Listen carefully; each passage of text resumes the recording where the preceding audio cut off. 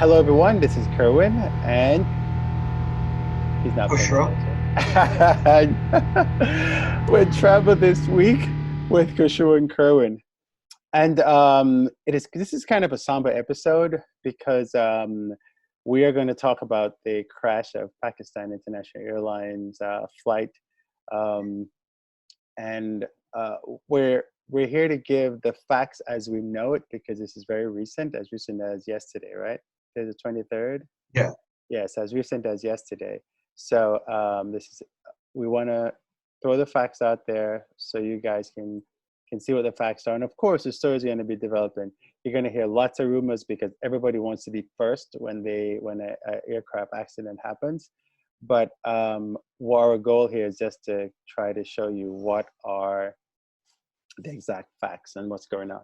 So let me share my screen because we prepared a presentation that should make our lives easier. Okay.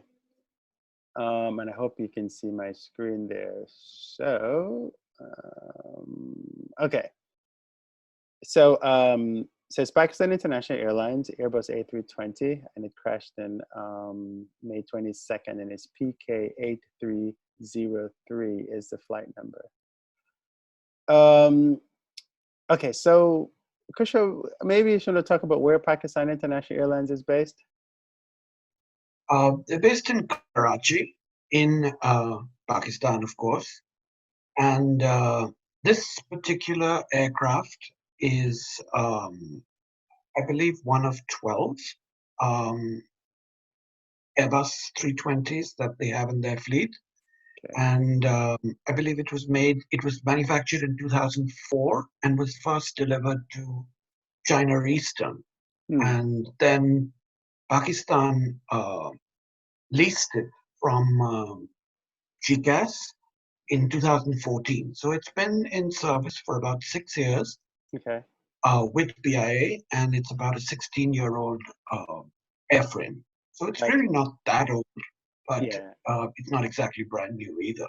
exactly. And also, I believe the last regularly scheduled flight was in around the 21st of March, but it has flown a few. I think they mentioned 8 flights since then, and this one was apparently a regularly scheduled uh, departure. Okay. Um, Also, it had to do with Eid coming up, depending on what branch of Islam you follow, either on Saturday, which is today, or on Monday, most probably. Okay. So Kushal, maybe we So can explain what Eid is to some of the viewers. Eid is the day that Muslims celebrate after the Ramadan. Uh, I don't want to call it a celebration, but it's where Muslims fast for about a month. Okay. So nothing during the day. You have to eat before sunrise and after sunset. And Eid is the holiday or the festival after that, Okay. Gotcha. So just so you guys are when clear on most that. families get together and celebrate with a meal and things like that. Okay. So this flight had a lot of Eid traffic on it from Lahore to Karachi. To Karachi. And the registration for the aircraft is AP-BLD. The first two letters AP, that is a country code. And then the last three letters is assigned to that particular airplane. So AP is the country code for Pakistan. We don't have rights to the photo of the actual airplane itself in its sadly better days, but you can go to jetphotos.com/photo/9674949 and you can see a photo of that. So it was going from Lahore to Karachi, as Kusha said, and May 22nd, 2020 was when the accident happened. If you go to flightradar24.com/data/aircraft the registration of the airplane, which is AP-BLD, you will be able to see the more information about the flight.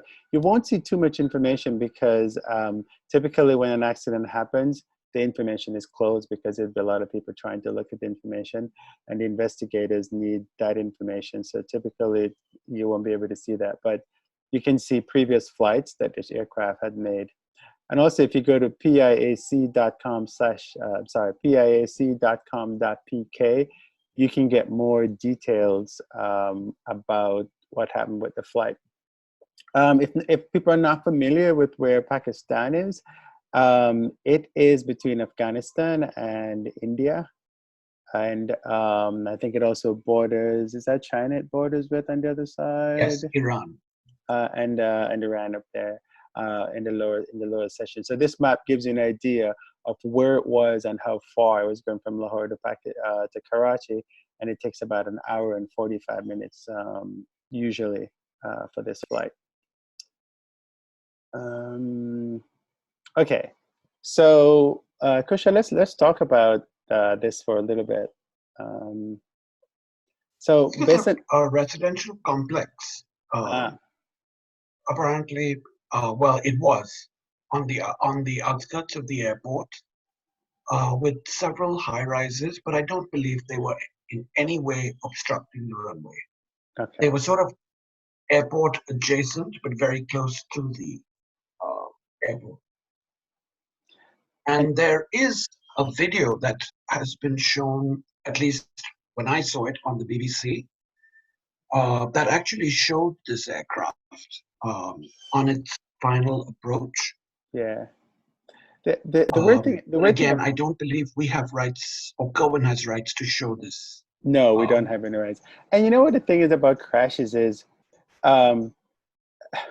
there is such a thin line between showing the information, you know, and you're thinking that people are on this airplane and there were only 2 survivors, and so there are families that it's very heart-wrenching for a family to watch that, but it's the kind of stuff that's shown all the time. So I mean, we don't have rights to it, and thankfully, and so we're not going to show it anyway, even if we did. But if you want to see it, you can search online and find and see that. The fact that there were survivors, sorry, Kerwin, the fact that there were 2 survivors is absolutely remarkable, considering the remains of the aircraft. It's literally in smithereens. The fact that 2 survived and were conscious is really amazing. Yeah, so in Jamaica, we'd say the same side you slept on last night, you should sleep on the same side tonight, because you were very fortunate in surviving that accident. Because you're right, when I saw some of the pictures, it basically crashed in like the streets, pretty much, right? Yep. I think in between buildings. Yeah, in these narrow alleyways. I guess the good thing is that it was in daylight, so it was easier, to kind of see what happened and retrieve the remains of the people on board. Most importantly, the black boxes. Yes, and they did find the black box before they were damaged or taken. Because there's like a lot of people, and I guess that's good, because now we can go. They can use the black box to figure out what's going on. Now, surprisingly, Pakistan International didn't put any information on Instagram. There was nothing on Twitter, and I didn't see anything on YouTube either. However, they were using Facebook. So if you go to facebook.com/Pakistan INT Airlines, you'll be able to see all the coverage that they have on it.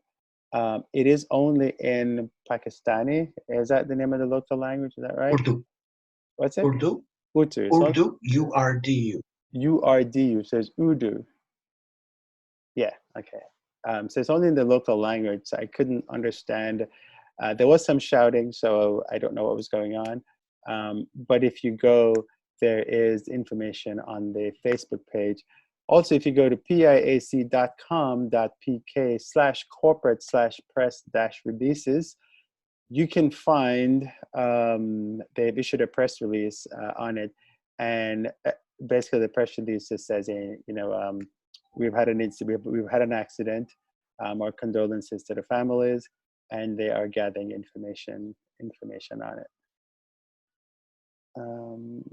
And this is a message that they actually have on Facebook that says, with utmost regret, PIA announced that one of our Airbus A320 operating flight PK8303 on approach to Karachi airport met a sad fate and crashed just before the runway with 99 people on board, including 8 crew members. Just a little note about PIA, since probably most people, because it's not on this side of the world. Most people don't know about it. But they serve 25 domestic destinations, that's within Pakistan itself. And they do 27 international destinations, including Toronto. And they were planning on flying to New York at the end of this year. Then they were going to go from Islamabad to Manchester, I think it is, and then Manchester to New York, I think is how they did it. And then Cushrow, we were talking earlier. This is the restart, right? Of operations to New York. It's a restart. They used to fly to a few routes in the U.S. Over different times of the year, and they even flew to Houston. Then they used to do Houston, Manchester, and then Manchester to, I think it was Karachi at the time. So, that's kind of. Also, right? No, go ahead. Because the diaspora of Pakistanis is pretty significant here in North America, at least. Yes. And there is actually quite a bit of Pakistani here in Houston. So I think that's probably why they did. Yeah. They did the flight here to Houston. And over time, I think they've had some issues with not being allowed to fly to the U.S. But they do have service to Toronto. I think probably in the 777, I think is probably what they have.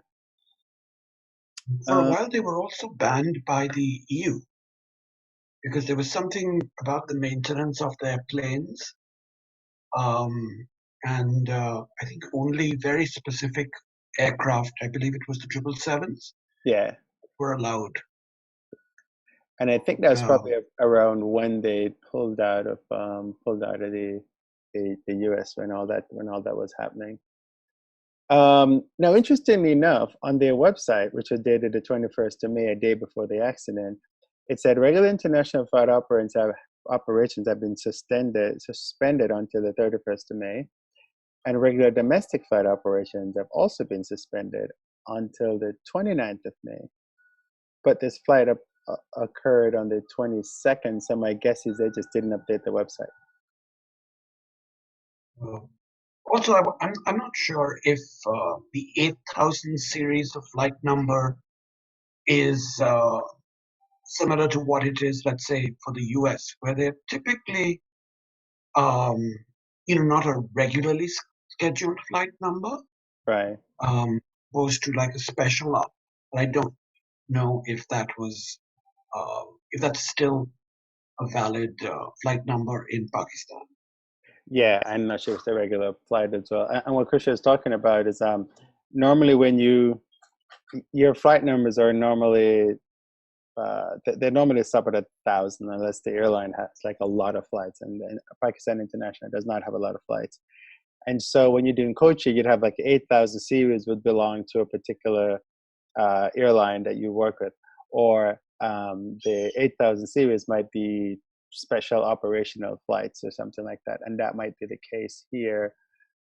But it's hard to tell unless we're gonna go back and do a little more research. But so there's still speculations about what's going on. We did see some videos surface about showing, it's a video of the airplane as it's landing, or a photo, and it shows something called, it's a ram air turbine that was deployed on the airplane. And Kushrow, maybe you can explain exactly what a ram air turbine is. Well, let me back up a little bit, because again, on the BBC this morning, they interviewed, well, in a manner of speaking, the one survivor. Mm-hmm. And he had mentioned that they actually tried landing first time, because it crashed apparently on the second approach. And they landed. And according to reports, the engines did scrape the runway. Now, of course, we'll have to wait and see if they can verify that based on marks on the runway and all that sort of thing. Exactly. And the pilots claimed that they had no power. But what we don't quite know yet is if they had no power, why did they lift off again Hmm. and try a second approach? So all that is still a little sketchy. But there have been pictures of this particular aircraft with some damage at the base of the engines and also with this little ram air turbine, which is located between the engines in the center fuselage. And it's essentially a little propeller that drops out from the aircraft, either automatically or manually on command by the pilot, and it powers essential flight systems like the hydraulics and some instrumentation. Hmm. It doesn't have anything to do with the engines, and it's generally a last-ditch procedure to maintain some control of the aircraft. And ATC transcripts have indicated that the aircraft did not have any power in both the engines. And of course, we don't know if it just ran out of fuel or there was some sort of malfunction in both the engines. Gotcha. And that would indicate why this little turbine was deployed. And another thing is that it was reported that the nose wheel was not able to come down. I believe the main undercarriage, the two main wheels sets of wheels were deployed on landing, but the nose gear was not able to be deployed. Hmm. And that could have been one reason why they had to do a go around, but no one knows for a fact yet. Exactly. So Yeah. So basically, it's too soon to even speculate on anything that happened. All we've done here is just giving you the facts as we have received them and researched them, and giving you as much information as we can. Obviously, this is a developing story, and obviously, we're going to be talking about this again. But this just happened yesterday, and I at least wanted to come on, give you the facts, so you can go and at least you know what happened. Um, and also they said this. Sorry, they No, said no, go, this morning that we should have some definitive details in about a month once the flight data recorders were yeah. analyzed. And I believe France, of course, is involved because that's where the aircraft is manufactured. Mm-hmm. Um, and CFM, who make the engines. So we'll see when it comes out. All right. So, okay, So, folks, that is all we know right now. And thank you for watching this episode. Please like, share, and comment if this information makes sense to you. And if you have any additional information, leave a comment below and let us know. This is Kerwin and Cushrow. signing off again on another episode of Travel This Week with Cushrow and Kerwin.